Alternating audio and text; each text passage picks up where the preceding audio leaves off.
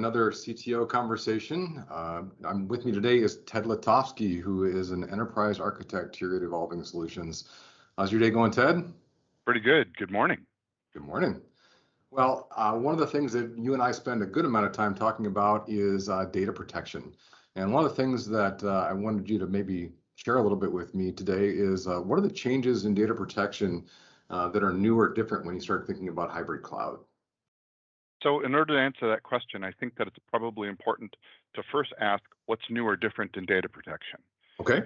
Once upon a time, people did data protection partly as a checkbox. It was a way to ensure that if I had some kind of failure, I had the ability to get my data back. Sure. And the usual way of thinking about data protection is I've lost a LUN, I've lost a server, I've lost a work set. Mm-hmm. How do I restore it all?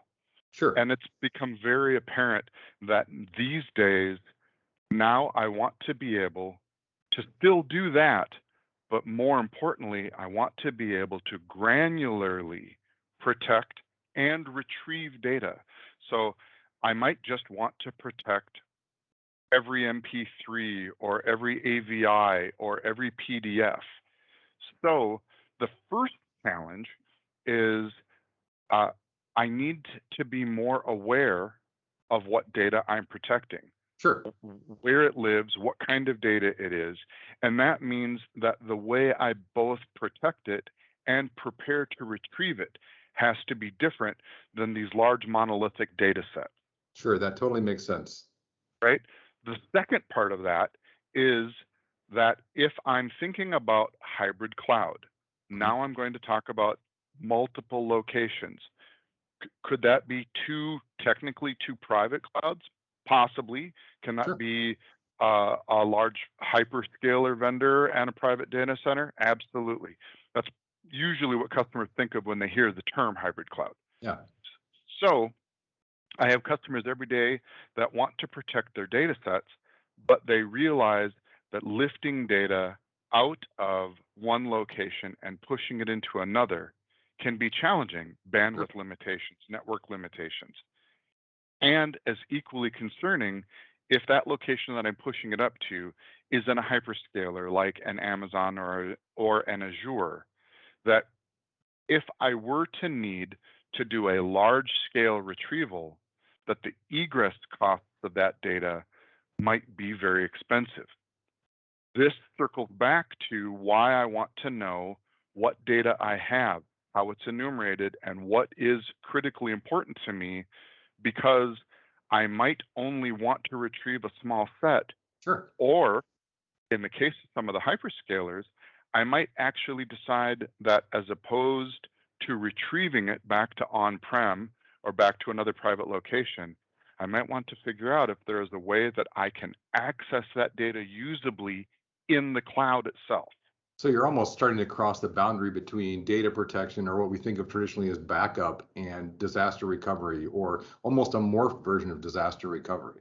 Absolutely. And to make it even more complicated, the next thing we think about is if I already know what data I have, if I have greater intelligence and flexibility in both the enumeration of that data and the selection of it, Yep. then I'm beginning to act as if my protected data set behaves more like test and dev, Sure. or even like production. So do I want to do what we think of as just large scale backups and large scale restores? Or now, if I have this data and I know something about that data, do I want to figure out whether or not I can work with my data or a subset of that data within the data protection platform or within a data protection repository like an object store in the cloud? Did that make sense? Absolutely. No, I think that's fantastic. In fact, I think you really hit the nail on the head that it's not just hybrid cloud per se. It's really that hybrid cloud has driven a transformation of how we think about data protection and backup and recovery. And it's become more a question of data management and really starting to blur those lines between DR and backup and high availability. And all those components we've traditionally thought of sort of start to become a cohesive whole. So I appreciate your thoughts on that today.